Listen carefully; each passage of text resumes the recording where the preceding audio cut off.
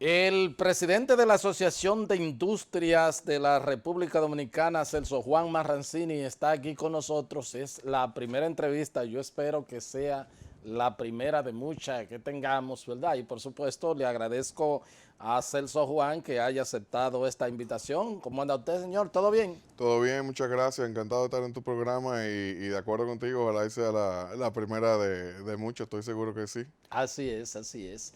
Bueno, a un año ya de la pandemia del coronavirus y pues sí, obviamente sin dejar mencionar los efectos pues sanitarios de la crisis de salud, las muertes, más de 3.000 infectados y todo.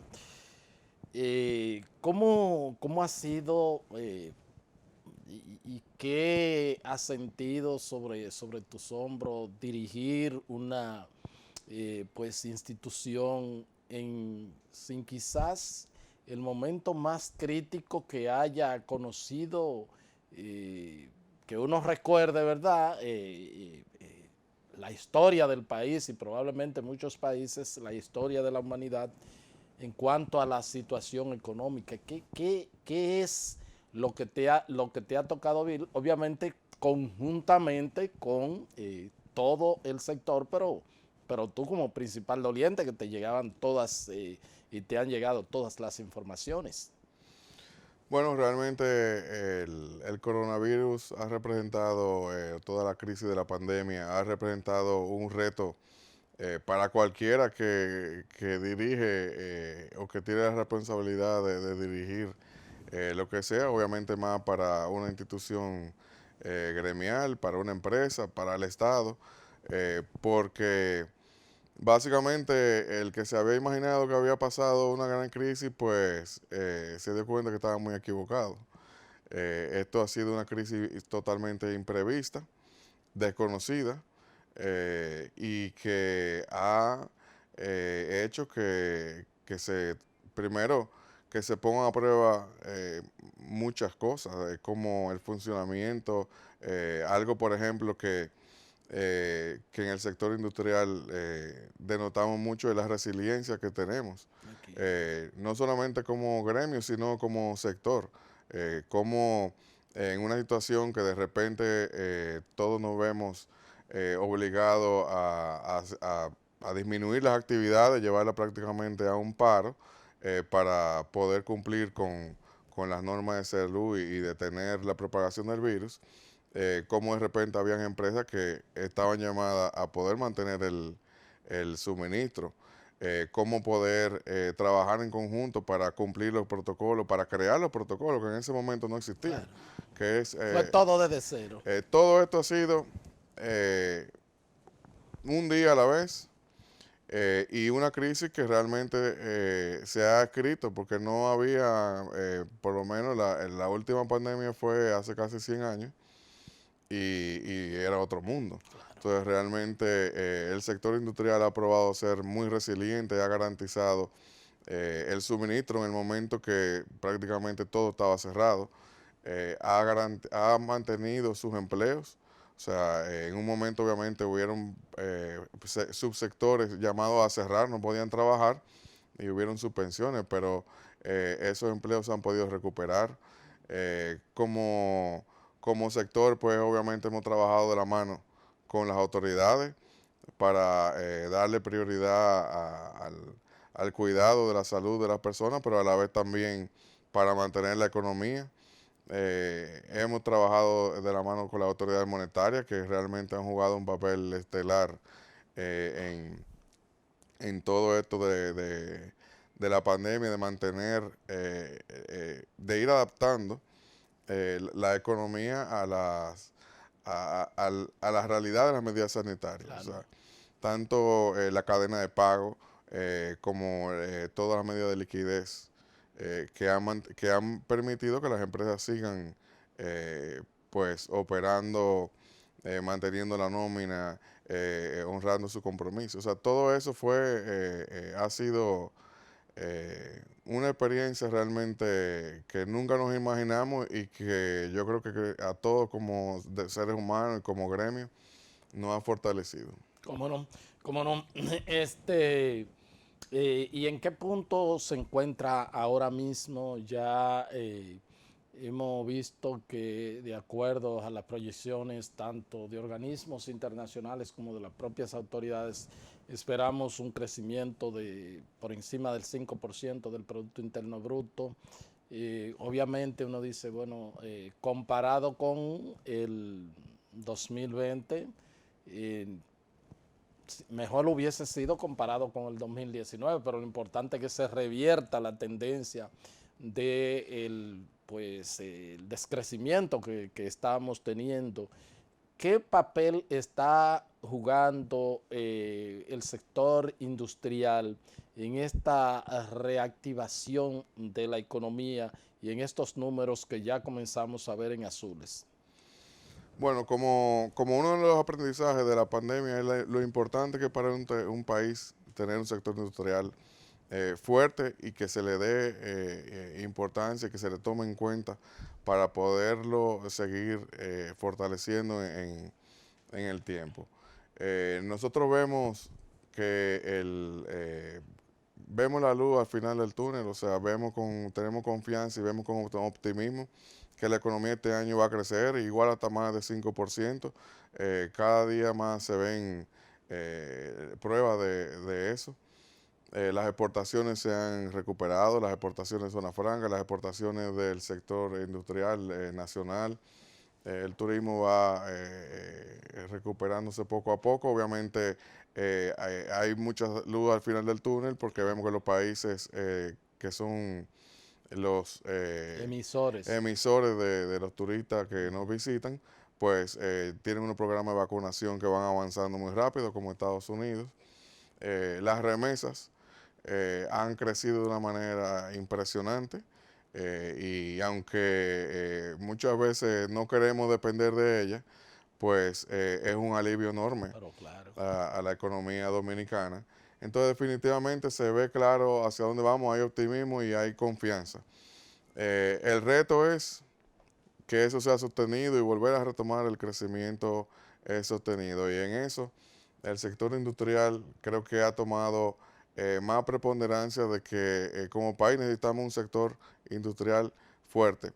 El presidente Luis Abinader a inicio del gobierno decretó la industria como prioridad nacional, conformó una mesa de la industrialización y precisamente con la idea de impulsar el sector y tomar medidas para facilitar el desarrollo, para que las inversiones sean más seguras, para que se pueda catapultar más tanto la producción orientada al consumo como hacia las exportaciones, porque en el sector industrial decimos que una inversión equivale a una generación y a un mantenimiento de empleos. Por eso es un sector tan resiliente, porque es un sector que depende de una inversión en equipamiento, en tecnología, que hace prácticamente obligatorio que haya que mantener esa inversión funcionando. Y esa es la naturaleza que lo vincula. Además de que garantiza el suministro de un país, como se probó en la pandemia. No es lo mismo depender de una cadena de suministro que viene de Asia, que tarda más de un mes en llegar y que con toda esta disrupción que ha habido lo ha dejado más que tener una garantía de que localmente podemos conseguir los productos. Entonces, por eso vemos muy acertado que el gobierno haya decretado el sector industrial como prioridad nacional. Eh, Estamos prestos a participar, estamos participando en la mesa de la industrialización y obviamente pues es clave darle seguimiento a esa medida para que con ese enfoque de prioridad nacional pues se vaya trabajando poco a poco para mejorar las condiciones y de competitividad y del desenvolvimiento de los sectores productivos para que puedan jugar su rol con mayor importancia. ¿Cómo no? O sea que ustedes están confiados que hablando sobre el crecimiento podríamos estar sobre el 5%. Sí, el Banco Central, de hecho, el gobernador habla de un 6 Un y 6. yo me llevo de él. Así que, y de hecho, ojalá y podamos dar una sorpresa y ser más. Obviamente es importante tomar en cuenta que ese es el rebote, es el crecimiento sobre un Eso es decrecimiento. así. Ahora el reto es mantenerlo de forma sostenida, de forma que en pocos años pues podamos estar por encima de donde estábamos antes de la crisis causada por el COVID. ¿Cómo no? ¿Cómo no? Bueno, y también pendiente todo esto de que podamos mantener el contagio controlado, ¿verdad? Y que podamos avanzar con el plan de vacunación, que es otro tema, ¿no? Porque todavía hay un toque de queda que sobre todo a la industria del entretenimiento, la gastronomía en sentido general, aunque bueno, han seguido funcionando, pero hay todavía pues ciertas cosas que avanzar y eso hasta que no tengamos la inmunidad del rebaño aquí, hasta que no podamos seguir avanzando, todavía esa industria va a seguir teniendo inconvenientes. Sí, definitivamente la economía se desarrolla en función de que las medidas lo permitan y así ha sido. Se ha logrado un balance. Podemos decir que como país que hasta ahora el manejo ha sido exitoso, porque si nos comparamos con otros países, pues los fallecimientos lamentablemente están en uno de los niveles más bajos del mundo. Entonces el reto es ese. El plan de vacunación ha ido avanzando y eso realmente augura mucha confianza y mucho optimismo. Depende de la llegada de la vacuna, que lamentablemente los países avanzados pues la han tratado de acaparar o la han acaparado para ellos primero vacunarse y luego los demás. Y el gobierno ha hecho una labor, yo creo, de buscar otra fuente alterna, muy acertada. Y esperamos que los próximos días sigan llegando y siga avanzando el plan, porque en la medida que avance el plan de vacunación, pues definitivamente las medidas que están a un mínimo, si la comparamos con el pasado año, pues esos sectores que aún se ven afectados puedan desenvolverse y pueda ayudar a la economía a tomar el, el potencial que le falta y sobre todo que los países emisores vean el destino Claro. turístico como un destino seguro, que realmente también ahí se ha hecho un enorme trabajo trabajando con los protocolos y garantizándole al turista de que realmente en nuestro país se cumplen las normas para que puedan venir a visitarnos de forma segura.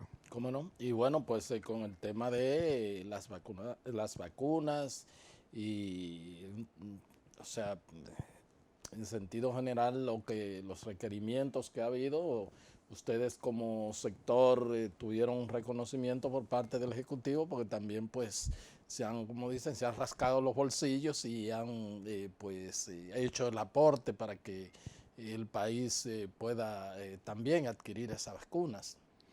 Sí, el sector privado, pues siempre con ese sentido de solidaridad creo que ha jugado un rol muy importante de darle un apoyo en la medida de lo posible al gobierno, no solamente en logística, económico, sino donde lo han llamado, donde nos ha llamado, pues realmente ahí estamos prestos para ayudar en esta crisis y la idea es esa, trabajar de la mano para las mejores causas del país, cada cual desde su rol, pero buscando los mismos fines. ¿Cómo no?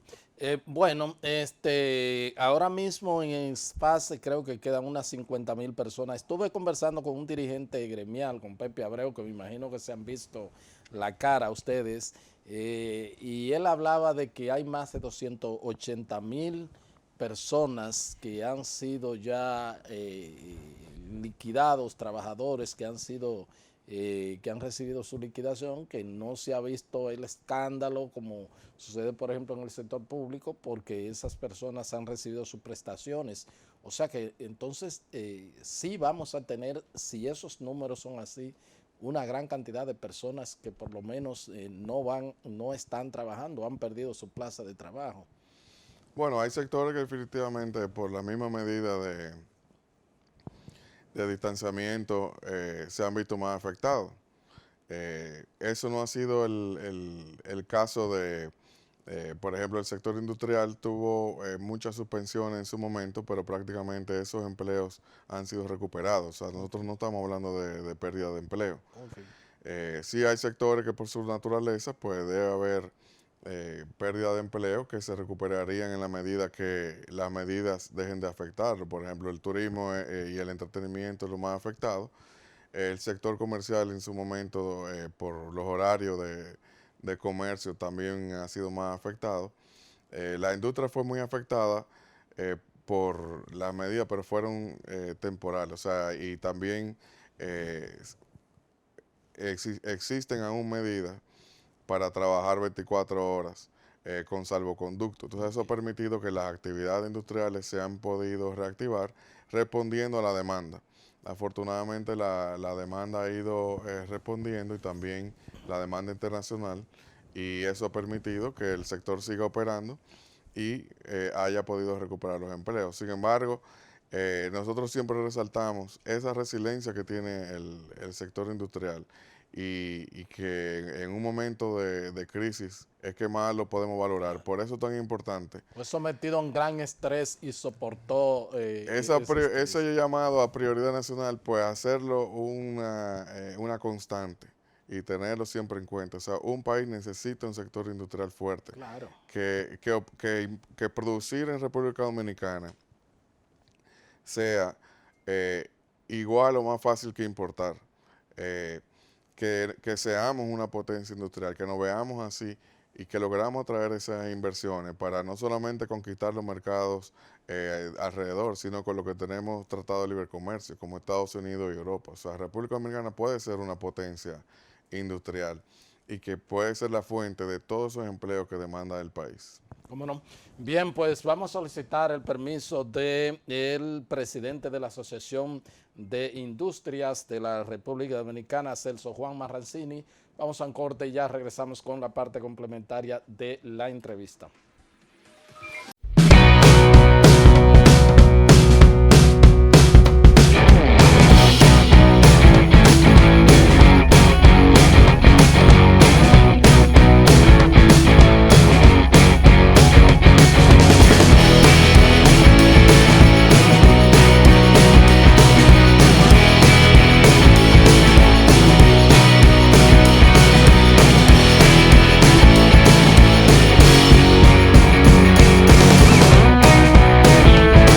Continuamos con esta entrevista con Celso Juan Marrancini. Él es presidente de la Asociación de Industrias de la República Dominicana. Bueno, a principio de año conversé con el presidente, con el ministro administrativo de la presidencia, presidente, digo, del PRM, José Ignacio Paliza, y bueno, hablamos, él habló de una reforma fiscal que se requiere, pero como habló de una reforma tipo 1992, fue más una reforma de carácter tributaria que una reforma fiscal, porque bueno, en gran medida se redujeron impuestos y todo esto. Estamos listos en el 22 pensando que en el 21 todavía tenemos que lidiar con la pandemia para una reforma fiscal, para cumplir ya con el último componente de los tres grandes pactos, y a qué ustedes aspiran en ese sentido. Bueno, el pacto fiscal es mandado por la Estrategia Nacional de Desarrollo. Y de hecho venía o viene rezagado por el prerequisito que manda la misma Estrategia Nacional de Desarrollo, ley de Estrategia Nacional de Desarrollo, que pone como prerequisito el pacto eléctrico. El pacto eléctrico se acaba de firmar y está pendiente su implementación. Todo esto fue diseñado o pensado y de hecho hecho ley como antes del COVID. El COVID ha distorsionado un poco o bastante todo el panorama. El mundo. Eh, o sea que eso plantea un nuevo reto y un reto bastante grande. Nosotros vemos muy importante que se implemente el pacto eléctrico. El pacto eléctrico presupone un alivio fiscal. El cumplimiento del pacto eléctrico presupone un alivio fiscal muy grande porque, como es un tema bastante debatido, el déficit eléctrico tiene un peso enorme.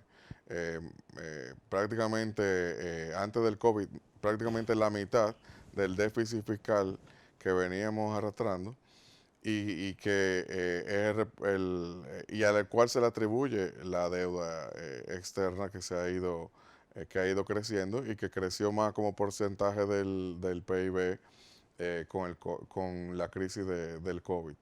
Eh, es un nuevo reto y realmente es necesario un ejercicio bastante entre todos los sectores para analizar cómo y en qué momento se debe tomar esas medidas para fortalecer las finanzas públicas a la vez que se mejora el gasto, a la vez que se analiza qué sectores llevan una carga muy grande, como por ejemplo el sector industrial, y, y cómo se puede lograr un, eh, una serie de medidas comprendidas en el pacto que hagan que el gobierno recaude mejor o más, que se reoriente el gasto y se pueda invertir más y que los sectores productivos puedan seguirse desarrollando, aportando a ese crecimiento sostenido que debemos de recobrar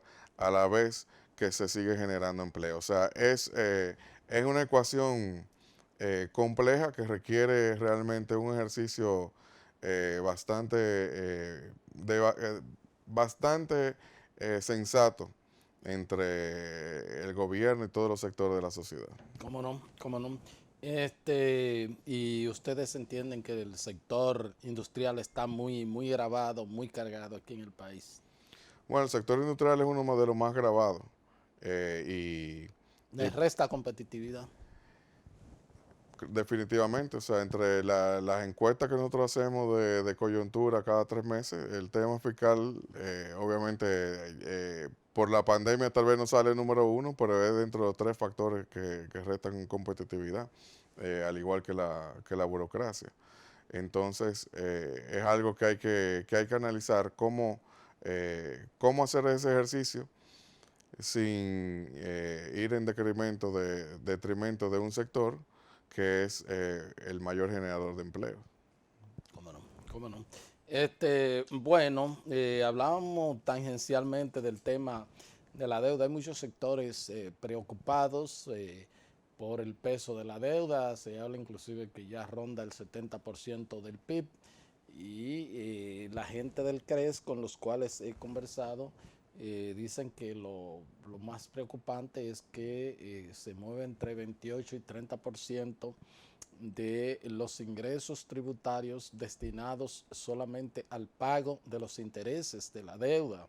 Es decir, que cuál debe ser la estrategia en ese sentido. Obviamente sabemos que se tomó mucho prestado ahora por la pandemia porque, bueno, no había de otra. ¿Qué estrategia a mediano y largo plazo deberíamos tener en ese sentido? Bueno, definitivamente uno de los temas que para ampliar la base, eso no quiere decir eh, solamente enfocarse en otros sectores. O sea, aquí hay temas que se venían señalando desde antes de la pandemia, como por ejemplo el porciento tan alto de informalidad que existe, como por ejemplo el porciento de la evasión. La evasión y la informalidad de hecho tienen un vínculo. Entonces, todos esos temas hay que analizarlo y ver cómo se puede eficientizar la recaudación hacia esos sectores que evaden o que están inmersos en una informalidad. que por definición hay varios tipos de informalidad. Hay una formalidad que es la diabólica, que lo que busca es evadir. No toda es de subsistencia. Entonces hay que lograr poder fiscalizar esos sectores y que contribuyan a su carga de impuestos correspondiente para poder aumentar la recaudación. Definitivamente las recaudaciones van a seguir aumentando como lo han ido haciendo, porque tanto aduana y DGI han ido haciendo su trabajo y aumentando en la medida que la reactivación económica ocurra. Entonces hay que llevar el sector eléctrico, definitivamente hay que llevarlo, que no sea un peso, a que no contribuya con el déficit, porque no hace sentido que un sector que en otros países realmente contribuye con las recaudaciones por ser empresas rentables, pues en el nuestro sea una carga para el gobierno.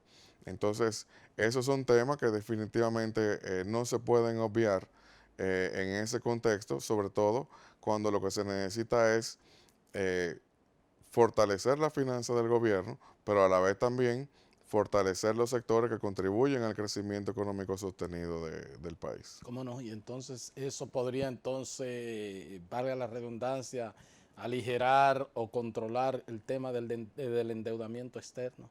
Definitivamente, porque cuando hablamos de controlar el déficit, directamente hablamos de controlar el endeudamiento, porque el endeudamiento es fruto del déficit.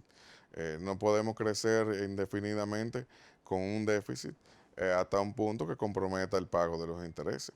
Y definitivamente la pandemia ha sido pues un golpe inesperado y que ha acrecentado, porque primero el PIB ha decrecido, y entonces la deuda ha crecido como porcentaje Se cayeron las del PIB. recaudaciones. Segundo, el gasto eh, básicamente ha aumentado porque el gasto social ha aumentado de forma necesaria, porque definitivamente mientras el país estaba paralizado, había una cantidad de personas que o no tenían empleo o si dependían de la informalidad no tenían tampoco cómo desenvolverse. Entonces eso fue clave, pero es algo que con la reactivación económica paralelamente se tiene que ir desmontando y llevándolo lo más cercano. El gobierno ha sido bastante específico en eso y va en la dirección correcta, pero en esa transición, pues hay que buscar las medidas necesarias para reorientar el gasto de manera que el gobierno pueda invertir más en obras, generar empleo y también recaudar de los sectores que hoy en día no están contribuyendo. ¿Cómo no? Se acaba de escoger los nuevos integrantes de la Cámara de Cuentas, muy cuestionados los salientes. De hecho, hay una investigación de tipo penal en su contra, ya pues aireado por el Ministerio Público, que ustedes aspiran como sector industrial de los nuevos integrantes. De un órgano tan importante para pues escrutar todo lo que son, donde quiera que se invierte un centavo del Estado, no importa que sea en el mismo Estado, pueden ser organizaciones sin fines de lucro que reciban pues algunas asignaciones presupuestarias. ¿Qué le parece la escogencia y qué es lo que esperan? Bueno, realmente se ha renovado la Cámara de Cuentas y el Senado lo ha hecho anunciando que son perfiles idóneos. Nosotros creemos que el reto grande ahora es transformar esa institución para que realmente juegue el rol que debe de jugar. El Estado necesita tener un fiscalizador, las instituciones públicas necesitan tener un fiscalizador que garanticen que el gasto público realmente logre su propósito y vaya a donde debe de ir. Así como las empresas tienen auditores, así como las empresas tienen la DGI que controla, pues el gobierno necesita tener una rendición de cuentas y de transparencia que ayuden a controlar ese flagelo de la corrupción y que cuesta tanto al país. Porque definitivamente no tiene sentido hablar de más impuestos cuando hay también por esa vía escape que se saben. Además, eso es clave para la lucha contra la corrupción y contra la impunidad. Así que la Cámara de Cuentas tiene un rol importantísimo y tiene ahora un reto enorme de convertirse en una institución realmente modelo y que haga su trabajo de fiscalizar la ejecución de las instituciones del gobierno. Bueno, finalmente tenemos otro reto con el tema de la seguridad social, el tema de las pensiones, de hecho también el propio componente salud, muchas exigencias por parte de distintos sectores, clínicas, médicos especialistas, la propia cobertura, el catálogo de cobertura para los afiliados y en el tema de las pensiones que bueno, que ¿cómo podemos tener una seguridad social que el concepto de solidaridad, que es el que debe primar, pues, y que garantice una pensión y un retiro y una cobertura de salud eficiente, ¿qué se necesita de acuerdo a lo que ustedes han visto? Bueno, sobre todo en las pensiones, lo que hay que seguir trabajando para mejorar el rendimiento y para que cada vez más el retiro, la pensión al momento del retiro, sea un porcentaje más alto del último salario. O sea, ese debe ser el enfoque, no distribuirlo. Distribuirlo lo que haría es transferir la carga de la crisis al trabajador y generar una crisis hacia futuro, porque definitivamente esos recursos van a hacer falta. O sea, nosotros debemos enfocarnos en trabajar para que el retorno sea mayor y de esa manera haya mayor cobertura al momento del retiro. Básicamente, eh, pensamos que ese es el camino correcto y, y es posible. O sea, los fondos de pensiones pueden tomar un papel más importante, de hecho, en las inversiones y jugar un rol en el desarrollo del país hacia el futuro, más allá de lo que hoy la ley le permite. ¿Cómo no? Otra pregunta que se me había quedado ahí, los gremialistas, y bueno, al acercarse el 1 de mayo, están pensando que, bueno, han perdido su capacidad adquisitiva, es decir, que hay incremento de los precios y podrían estar aspirando a un incremento salarial. Dicen que pues ya le toca, obviamente, el tema de la pandemia, sabemos lo que ha provocado. ¿Está el sector productivo nacional en condiciones en lo que resta de año de pues revisar, hacer una revisión de un reajuste salarial a los trabajadores? Bueno, la crisis del COVID ha afectado a todos y eso es uno de los grandes aprendizajes. O sea, todos estamos eso debe llevarnos a ser más sensatos y más solidarios. Y en vez de hablar de pie de lucha, vamos a hablar de pie de conversación y pie de buscar soluciones a los problemas. Nosotros estamos prestos a eso en todo momento porque primero va el país y luego los intereses sectoriales o personales. Eh, Definitivamente es un reto que se plantea muy grande. La ley manda a revisar los salarios cada 2 años. eh, Ha habido una crisis en el último año. Ahora, la crisis está manifestando como incremento de precios, que también es un efecto temporal y que estamos seguros de que eh, no sabemos exactamente cuándo, pero que eso va a cambiar.